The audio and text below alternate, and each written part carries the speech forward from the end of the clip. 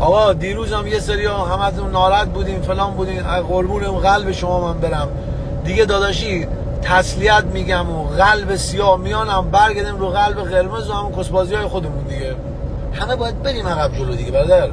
بعد دیگه تو کار پروردگار، ای جان پروردگار کیر تو من بخورم.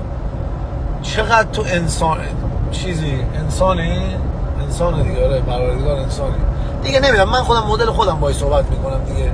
دیروز کل را فوش خار مادر بهش دادم ولی دیشب انقدر خایمالی کردم دیگه با هم ردیف شدیم.